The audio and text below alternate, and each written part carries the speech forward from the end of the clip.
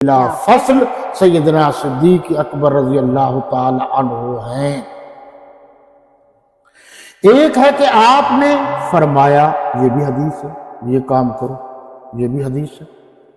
ایک ہے کہ آپ نے خود کیا، کام کیا، سب نے دیکھا صحابہ کرام، یہ بھی حدیث ہے۔ ایک ہے کہ آپ نے کسی کام کو دیکھا، روکا نہیں، پسند بھی کیا، روکا بھی نہیں، یہ بھی حدیث ہے۔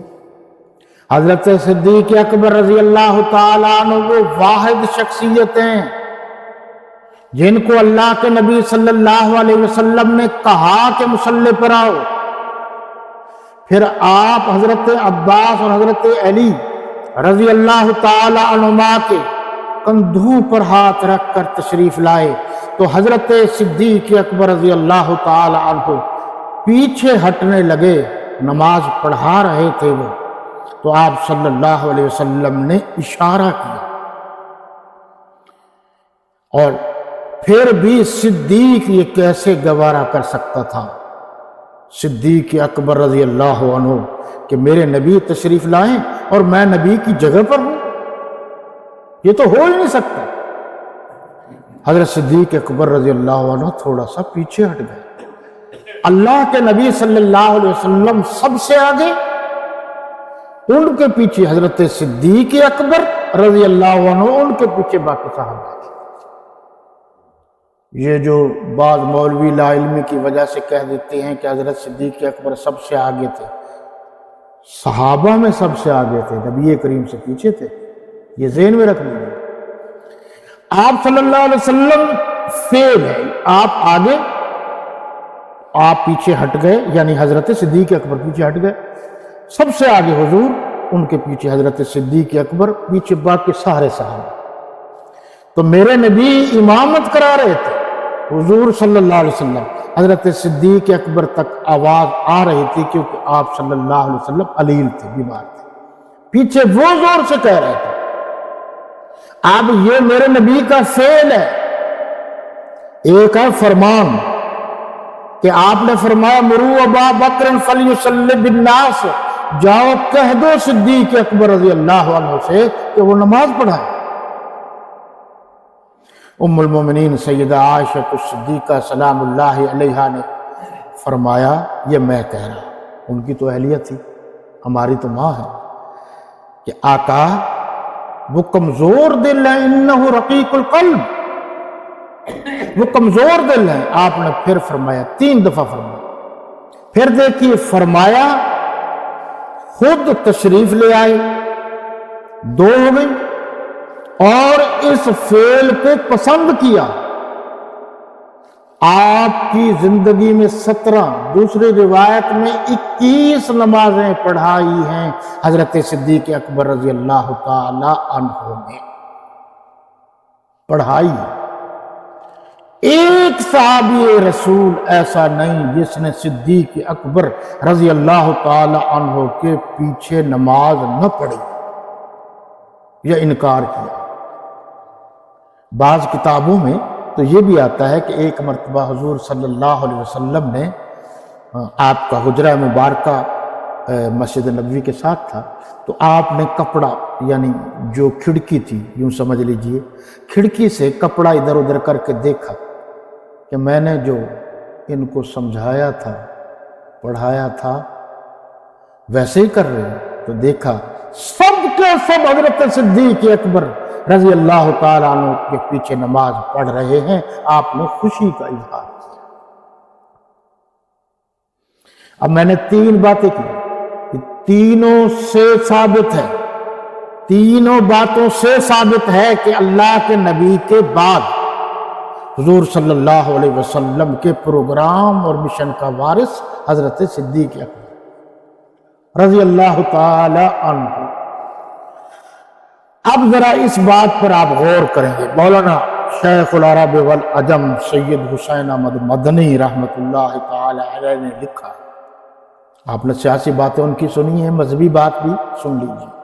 انہوں نے یہ لکھی ہے بات کہ ایک ہے خبر تواتر، ابھی میں نے یہ بتایا حدیث تواتر، خبر تواتر ایک ہی بات، اور ایک ہے خبر واحد، خبر تواتر، حدیث تواتر جیسے قرآن ہے. خبر واحد کوئی ایک بات ایسی ہے، ایک بات، اور وہ بھی ایک دو آدمیوں نے کہی، تواتر سے نہیں ہے. تو تواتر کے مقابلے میں جب خبر واحد آ جائے، اب یہ ساری علمی باتیں ہیں لیکن آپ کو فائدہ بہت ہوگا اگر یاد رہ گئی تو.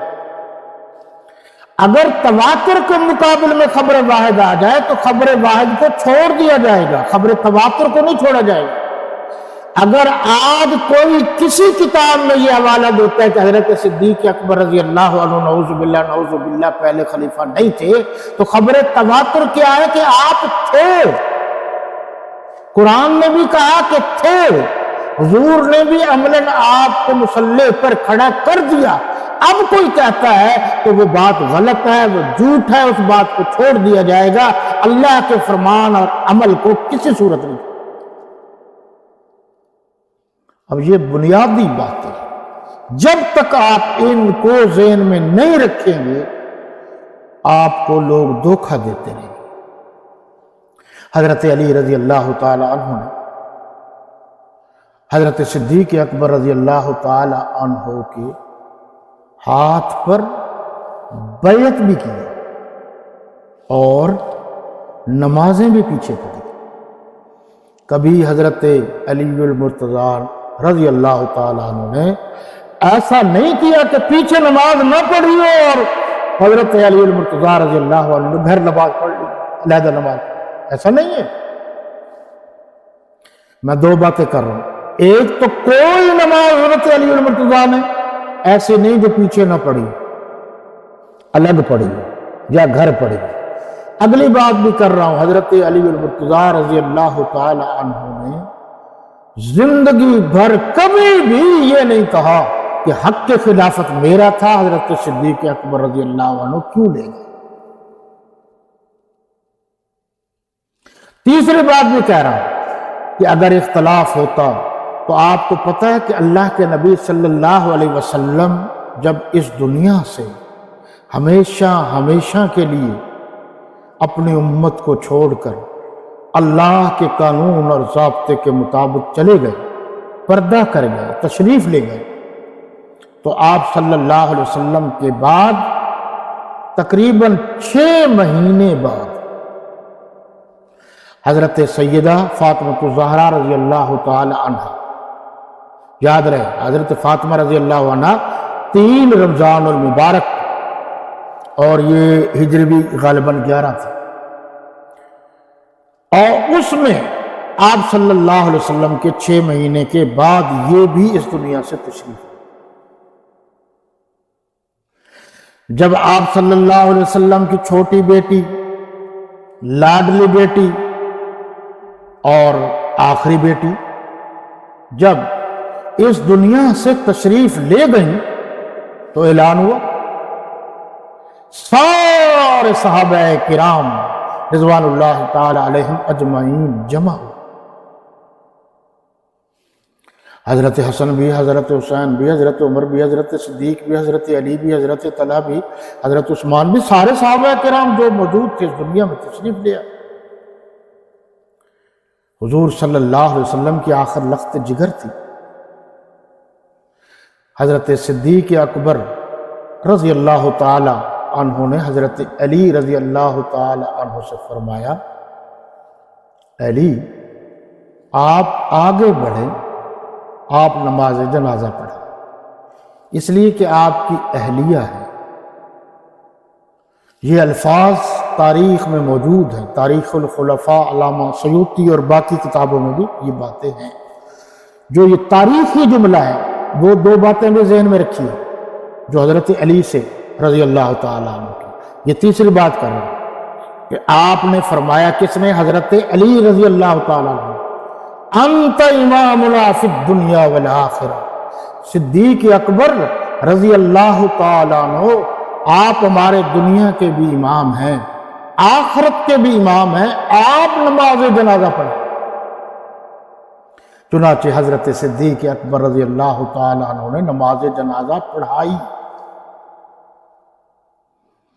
اب یہاں سے پتہ چلا کہ حضرات اہل بیت میں سے بڑے تو حضرت علی ہیں، ان کا فرمان ہے کہ آپ، یعنی پھر انہوں نے کہا، کیونکہ دنیا میں نمازیں پڑھتے تھے تو امام حضرت صدیق اکبر تھے رضی اللہ عنہ، پھر فرمایا انت امامنا فی الدنیا والآخرہ، آپ ہماری دنیا کے بھی امام ہیں، آخرت کے بھی امام ہیں، تو بتا دیا کہ آپ سب سے آخر ہیں۔ اسی طرح یعنی سب سے جو ہے نا آپ پہلے ہیں ہم میں سے، حضور صلی اللہ علیہ وسلم کے بعد ہیں، یعنی سید الصحابہ ہیں، امام الصحابہ ہیں۔ جس طرح دنیا میں آپ امام ہیں، آخرت میں بھی آپ امام ہیں۔ مسئلہ تو حل ہو گیا کہ حضور صلی اللہ علیہ وسلم کے بعد قیامت کے دن صحابہ کے سردار، یعنی وہ منزل جنت کی، جنت بہت بڑی وسیع جگہ ہوگی، سب اس میں جوان ہوں گے، وہ منزل حضور کے جو قریب ہوگی وہاں صدیق اکبر ہوں گے، جو چوتھی جگہ پہ ہوگی وہاں حضرت علی المرتضیٰ ہوں گے۔ حضرت علی المرتضیٰ نے فرما کر خود کہہ دیا کہ آپ دنیا کے بھی امام ہیں، ہمارے آخرت کے بھی امام ہیں۔ تو اہل بیت تو کہہ رہے ہیں کہ آپ ہمارے دنیا کے بھی امام ہیں، آخرت کے بھی امام ہیں، تو پھر کس سے بات کرنا چاہتے ہیں؟ خواہ مخواہ کی باتیں بنا کر مسلمانوں میں تفریق پیدا کرنا، مسلمانوں میں انتشار پیدا کرنا، یہ بری بات ہے۔